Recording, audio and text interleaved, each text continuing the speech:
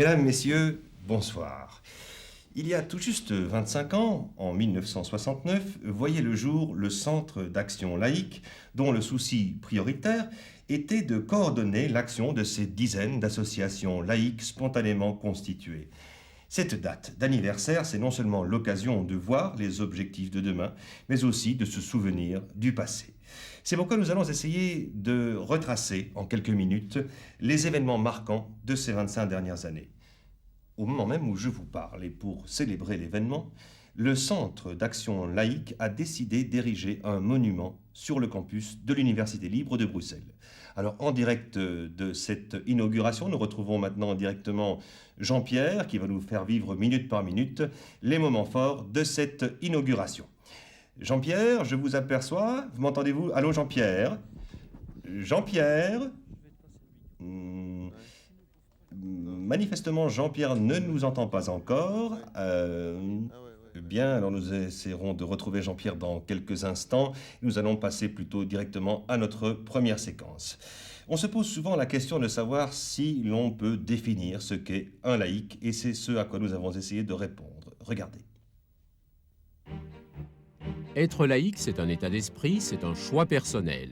Et laïque, celui qui fait sienne des valeurs telles que la tolérance, le libre examen, les droits de l'homme, la capacité de révolte, la solidarité, et qui évidemment les met en pratique. La laïcité n'a ni générale ni doctrine à imposer, elle est représentée par des personnes élues démocratiquement. Un laïc, c'est quelqu'un qui a choisi comme principe directeur de sa vie le libre examen et qui en fait une valeur très haute. La laïcité est une conception de la vie qui vise à favoriser le comportement autonome et qui vise également à favoriser le libre arbitre. Et cela étant, compte tenu de la diversité qu'engendre ce type de position, la laïcité, c'est aussi un système organisationnel qui tente de rassembler les différentes opinions et d'en trouver une synthèse qui satisfait non pas la totalité de ceux qui se sont exprimés, mais la majorité de ceux qui ont exprimé une idée ou qui ont exprimé une demande d'action. Donc c'est douter quand il le faut, c'est remettre en cause, revenir sur des convictions, même chères si on le juge utile. C'est une chose très difficile. L'homme naturel essayant surtout de se munir de certitudes définitives. Si la laïcité a pour principe la séparation de la société civile de la société religieuse, les laïcs ont souvent été accusés de faire de l'anticléricalisme. Je crois pouvoir dire que c'est tout de même un raccourci assez inexact. La laïcité s'est opposée, je l'ai dit, au cléricalisme des églises qui était particulièrement frappant au siècle dernier et qui demeure encore dans certains domaines dans notre pays, mais elle s'oppose à tous les cléricalismes, quels qu'ils soient et d'où qu'ils viennent. Au moment où justement toute une série de pouvoirs dans la société tentent de s'approprier en quelque sorte grâce à ces pouvoirs ou de régenter en partie les consciences des gens, il est certain que la laïcité a plus que jamais à intervenir et à être présente dans la vie publique, je dirais. Affirmer la liberté intellectuelle d'une chose, c'est important, mais cette liberté elle doit se traduire socialement par une participation des uns et des autres et une prise de responsabilité. Parce qu'il n'y a pas de liberté sans responsabilité. Les deux sont tout à fait liés. Alors la conquête de la citoyenneté, c'est cette démarche qui exige de chacun d'être, je dirais, de prendre ses responsabilités, de prendre sa place dans la vie sociale à tous les niveaux. Cette recherche de liberté, de la liberté, est un but lointain à atteindre pour lequel la laïcité doit mener un combat de tous les jours. On est souvent surpris du chemin parcouru en revoyant les images du passé. Mais quels ont été les moteurs de cette évolution? Qu'est-ce qui a conduit, année après année, à la reconnaissance de la laïcité? Eh bien, c'est le sujet que je vous propose de voir maintenant. C'est en 1969 que le Centre d'action laïque voit le jour. L'objectif essentiel du CAL est de coordonner les activités des différentes associations laïques qui œuvraient pour le mouvement depuis de longues années déjà. Oui, je pense que c'est venu à point nommé parce que si on remonte un peu en arrière, il y a eu un peu, disons, un abandon des idées de laïcité au moment où on a été presque contraint de signer le pacte scolaire. Non pas qu'on ne voulait pas un pacte, mais parce qu'en réalité, les laïcs se sont sentis complètement lâchés, dirais-je, par les grands partis politiques qui soutenaient les idées de laïcité. Et il a par conséquent fallu compter sur ses propres forces. 1969, c'est vrai, création du Centre d'action laïque. Les premiers cherchent des collaborateurs, ils n'ont aucun moyen, ils n'ont pas d'argent. 1972 est véritablement le début de la création du Centre d'action laïque. Grâce à un soutien important de l'Union des anciens étudiants de l'ULB, on démarre avec un secrétariat et je me souviens d'un éditorial du président de l'époque, Paul Bakelio, disant « Nous avons maintenant le téléphone ». Ça montre bien donc les moyens extrêmement précaires de cette époque. Il n'y avait véritablement rien. Par la suite, 1975, j'ai été élu président du Centre d'action laïque à cette époque, et c'était le début de la création des régionales à Charleroi les premières, le Brabant wallon et puis Liège, dans un but de décentraliser déjà les activités du Centre d'action laïque, mais aussi de mettre sur pied une organisation du CAL qui soit tout à fait démocratique. En 1978, une demande est faite au gouvernement de l'époque de revoir l'article 117 de la Constitution. Il précise que seuls les traitements et pensions des ministres des cultes sont à charge de l'État. Le rôle de la communauté laïque est ignoré. C'est un véritable combat pour la reconnaissance de la laïcité qui va bientôt être mené. C'est pour nous une option de vie, aussi bien individuelle que sociale. Et désormais, nous ne pouvons plus admettre que la laïcité soit considérée tout simplement comme la non-appartenance à une confession. Et cette option fondamentale de vie entraîne bien sûr des applications dans tous les domaines de la morale, de la société, de l'éducation, de la politique. En 1980, nous avons été quelques-uns à refuser, dans la majorité de l'époque, de voter un budget qui prévoyait notamment l'augmentation du traitement des prêtres, si, en même temps, l'on ne prenait pas en considération le problème de l'assistance morale laïque et la subvention et l'aide au mouvement laïque. Suite à cette évolution, le climat institutionnel qui entoure la laïcité se modifie. Libéralisation de la promotion à la contraception, dépénalisation de l'avortement, loi sur la filiation, autant de combats gagnés qui ont finalement comme objectif la séparation des principes religieux du pouvoir législatif. Le vote de ma proposition de réforme constitutionnelle de reconnaissance de la laïcité a consacré le système, puisque désormais c'est toute l'assistance morale généralisée qui se voit reconnaître un statut comparable à ceux des cultes. En effet, c'est le 22 avril 1993, après 16 années de lutte, qu'aboutit enfin la révision de l'article 117 de la Constitution qui consacre la reconnaissance de la laïcité. Avant de découvrir plus en profondeur l'histoire du Centre d'action laïque, je vous propose de revenir un court instant au campus de la Plaine où Jean-Pierre nous attend. Jean-Pierre, est-ce que vous nous entendez cette fois ? Eh bien oui Roger, c'est merveilleux, je vous reçois 5 sur 5. Je suis très heureux de vous accueillir sur cette très belle plaine, ici à Bruxelles, sur ce merveilleux campus, où dans quelques instants, nous allons procéder à la magnifique inauguration d'un très beau monument dédié à la laïcité. Alors, attendez, on me fait signe, voilà. Ah, tout est prêt. Eh bien, c'est parfait, nous allons y aller. Et je me dirige immédiatement vers une main innocente qui va nous aider à découvrir ce très beau monument. Bonjour mademoiselle, comment vous appelez-vous ? Juliette. Mais Juliette, voilà un magnifique prénom. Alors Juliette, si tu veux bien, tu vas tirer sur le tissu pour nous faire découvrir ce monument. Je n'ose regarder. Qu'est-ce que c'est ? Surprise. Qu'y a-t-il sous le... Oh, mais c'est formidable. C'est un flambeau. Quelle idée originale. Je suis vraiment surpris. Flambeau grandeur nature qui bientôt rayonnera sur ce magnifique campus ici à Bruxelles. Alors nous allons procéder à l'allumage immédiat si vous voulez bien. Attendez, pardon, excusez-moi Jean-Claude, on me fait signe. Ah, je ne comprends pas. Excusez-moi Jean-Claude, en attendant que je comprenne, je vous cède l'antenne et je vous rappelle dès qu'il y a du nouveau. Merci Jean-Pierre. En effet, quoi de plus représentatif pour la laïcité que ce flambeau qui nous éclaire, symbole de la connaissance et de la fraternité. 25 ans déjà que les laïcs portent ce flambeau aux 4 coins du pays. D'ailleurs, ils sont présents sur tous les terrains où la liberté de penser et d'agir éprouve des difficultés. La démocratie, l'avortement, la tolérance, l'éthique autant de thèmes où les laïcs ont toujours été présents. La laïcité, et donc le Centre d'action laïque, s'est trouvé à maintes reprises interpellé par de grands problèmes de société. On peut se demander le rôle qu'a joué le CAL pour y répondre. Le premier mot qui me vient à l'esprit, c'est information.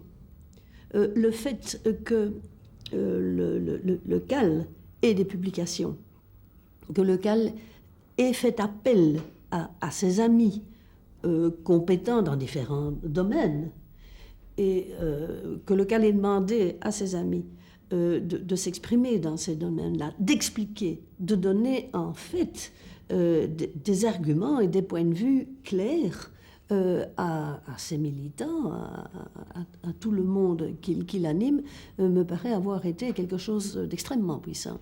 Je crois que la création du Centre d'action laïque a été une excellente chose pour les laïcs qui, au moins, ont pu faire entendre leur voix dans toute une série de domaines. Et je suis personnellement très, très frappée quand je relis des textes qui datent d'une trentaine d'années, de l'évolution qui s'est marquée. Actuellement, la laïcité vient d'être reconnue juridiquement, mais elle est surtout reconnue dans les esprits. On tient compte du fait qu'il y a dans notre pays une communauté numériquement importante de personnes qui ne se réfèrent pas nécessairement à une religion. Il y a certainement eu une action extrêmement importante d'information dans tous les sens, des gens particulièrement informés dans un domaine vers les autres, et de ces autres vers les gens compétents professionnellement, ou parce qu'ils réfléchissent à ce genre de choses depuis très longtemps. Et puis un phénomène aussi d'union, d'harmonisation des actions. Je crois que c'est vraiment fondamental. On aurait risqué de ne pas exister. 100, c'est différent de 100 fois 1 séparé. 100 ensemble, c'est mieux. Que ce soit au niveau de l'éthique, de l'enseignement, de l'assistance morale, de l'immigration ou de tout autre problème de société, le Centre d'action laïque joue depuis 25 ans un rôle prépondérant. Jean-Pierre m'informe qu'il y a du nouveau. Allô, le campus? Jean-Pierre, m'entendez-vous? Oui, Jean-Claude, je vous entends. Voilà, j'ai enfin compris ce qu'on me disait tout à l'heure. Il me revient l'immense honneur de procéder moi-même à l'allumage de ce magnifique flambeau. Vous voyez, Jean-Claude, une magnifique journée pour moi. Alors voilà, je m'avance auprès de ce monument. Ah, voilà des allumettes, merci beaucoup monsieur. Voilà, je monte sur l'escabeau, vous voyez Jean-Claude, nous sommes des hommes de terrain. Alors voilà, je vais procéder à l'allumage, vous allez voir, ça va rayonner. C'est une première, c'est l'émotion sans doute. Voilà. Il y a trop de vent je pense. Ah, avec le briquet, merci beaucoup monsieur, merci. Non, il y a trop de vent. Qu'est-ce qu'on fait? Ah, une accalmie, on attend une accalmie, mais voilà. Jean-Claude, dès qu'il y a une accalmie, on revient? Voilà. Et oui, c'est cela, les aléas du direct, il est parfois difficile d'atteindre un but. Mais tout comme la laïcité, une fois que le mouvement est lancé, rien ne peut l'arrêter. Je vous propose la séquence suivante. La délégation laïque de la province de Namur comprend 2 permanents qui ont été engagés par le Centre d'action laïque communautaire à Bruxelles pour assurer tout d'abord la logistique des associations laïques qui se trouvent dans la province de Namur. Il y en a à peu près une 30aine. Et pour assurer une permanence d'assistance morale dans la cité. Cette interview, réalisée en 1984, résume bien l'utilité des régionales du Centre d'action laïque. La laïcité est partout présente en Belgique. Au nord, elle est représentée par l'Unie Vrijzinnige Verenigingen. Au sud, par le Centre d'action laïque, qui regroupe une 30aine d'associations communautaires. C'est à partir de 1975 que le Centre d'action laïque crée des régionales qui le représentent dans chaque province. On a vu que ça répondait à un objectif, de retrouver en province une force de coordination de la laïcité locale plus facile à faire sur place qu'à Bruxelles même, et on a commencé à les développer dans les années qui ont suivi. Il y en avait chaque année 1 ou 2 qui se créaient. À Charleroi, ici, c'est en 83. Donc vous voyez le laps de temps qui s'écoule, et maintenant il y en a 7. Une autre représentation décentralisée du mouvement, sont les maisons de la laïcité. Les maisons de la laïcité abritent les permanents, d'une part du Centre d'action laïque ou parfois d'autres associations. C'est-à-dire, ça, c'est un rapport concret entre le Centre d'action laïque et les maisons de la laïcité. L'autre rapport est un rapport plus structurel, c'est-à-dire que la Fédération des maisons de la laïcité faisant partie du Centre d'action laïque bénéficie de l'appui du Centre d'action laïque dans les différentes démarches que celui-ci entreprend dans le cadre de la reconnaissance de la laïcité.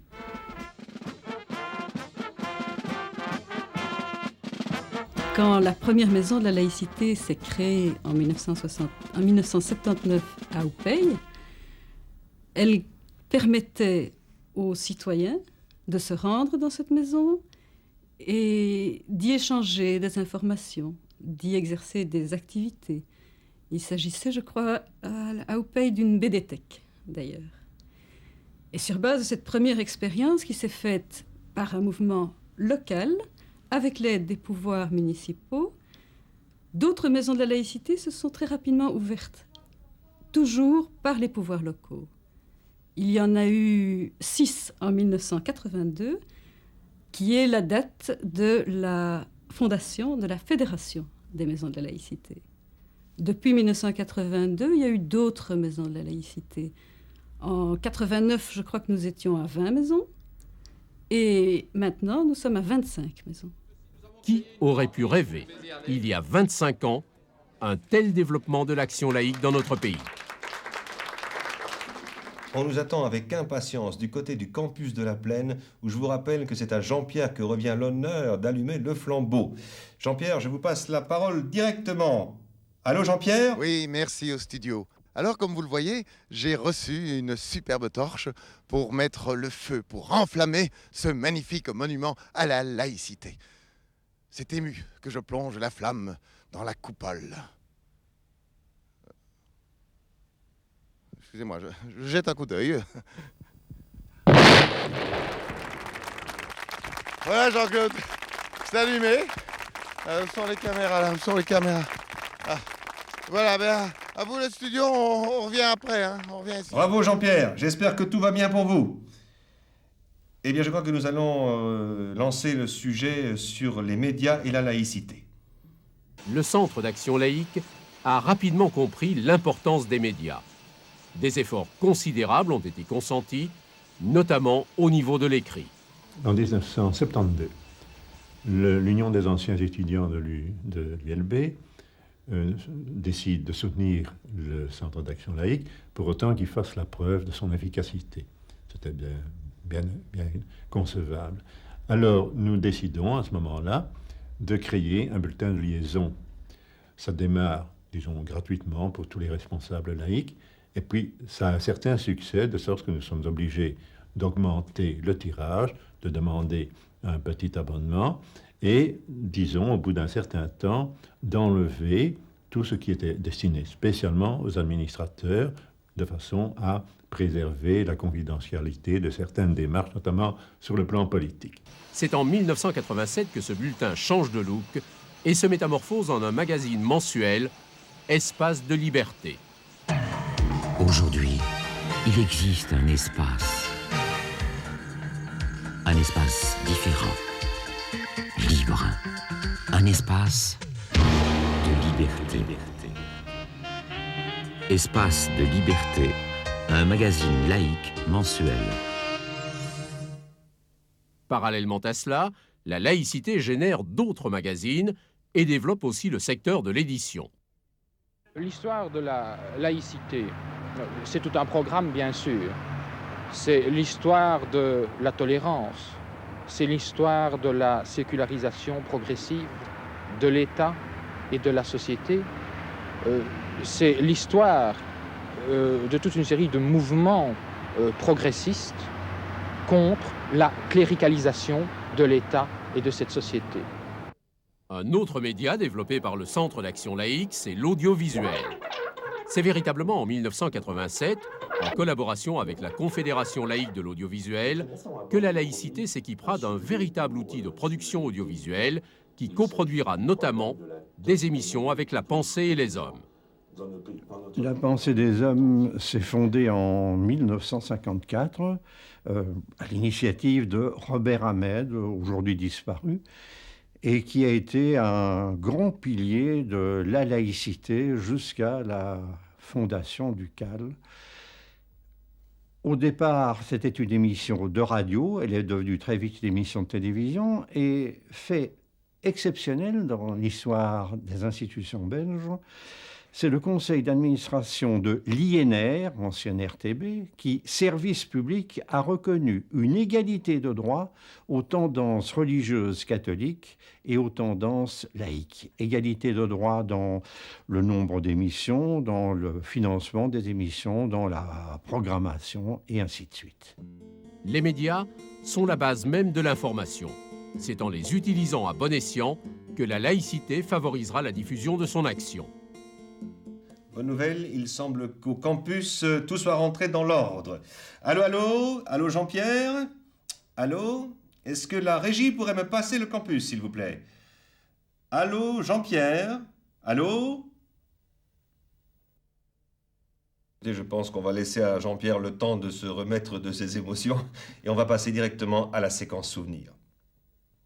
25 années d'activité laissent toujours des traces chez ceux qui les ont vécues. Il est un moment comme celui-ci où les souvenirs refont surface.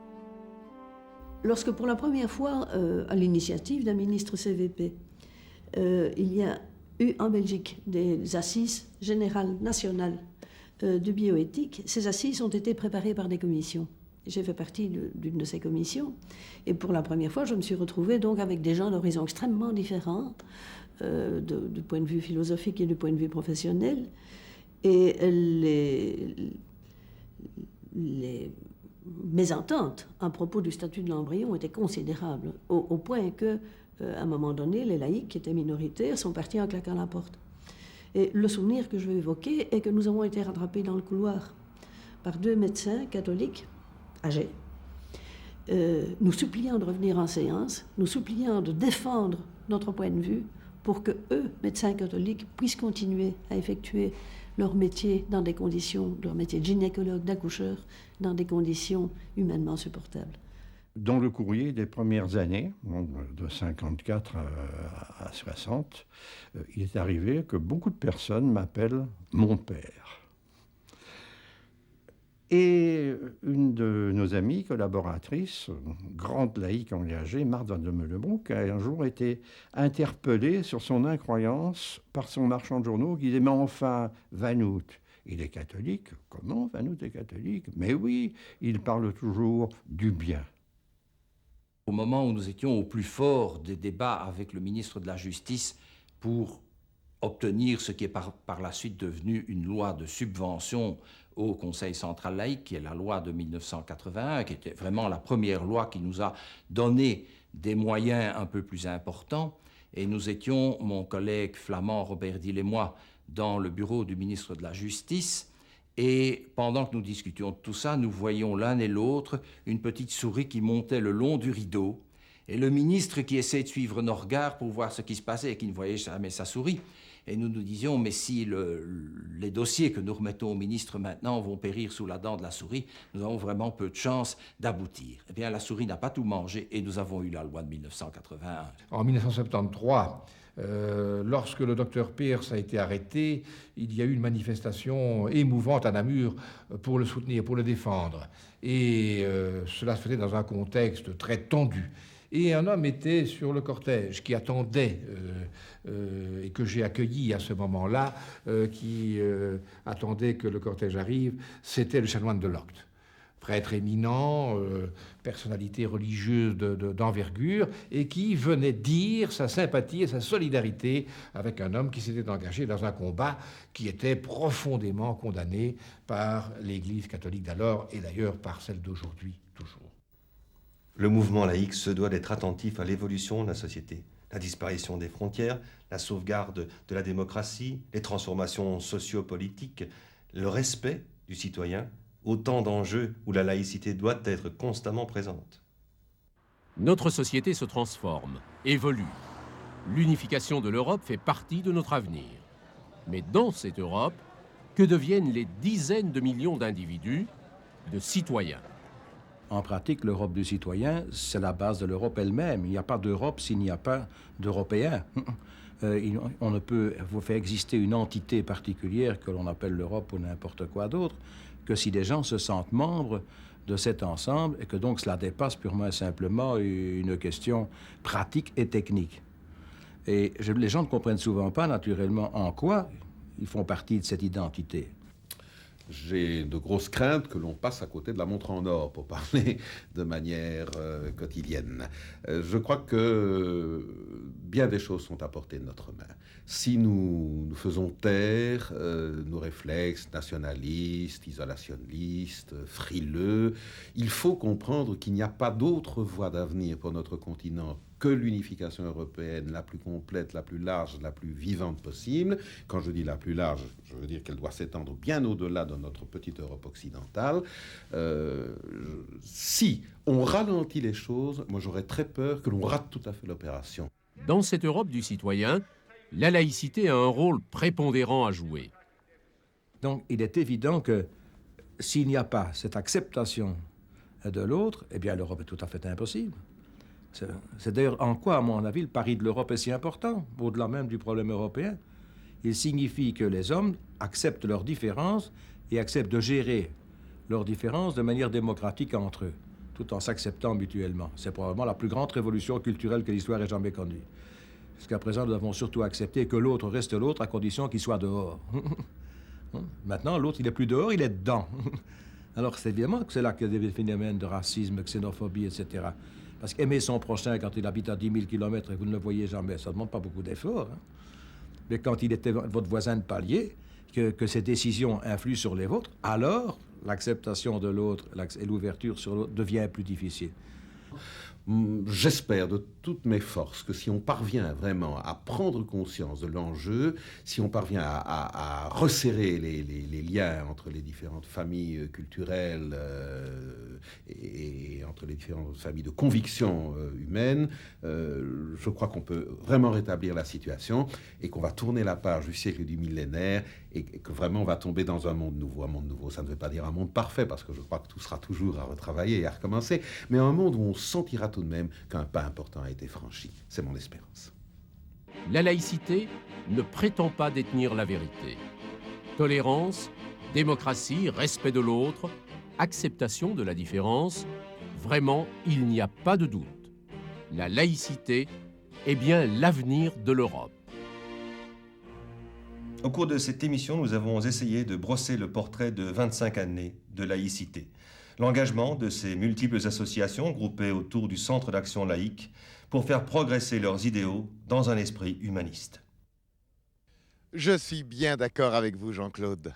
Ici, sur le campus, comme vous pouvez le constater, tout va à merveille. C'est formidable, c'est magnifique. Alors, je vous souhaite une très bonne soirée et à bientôt, dans 25 ans. Au revoir.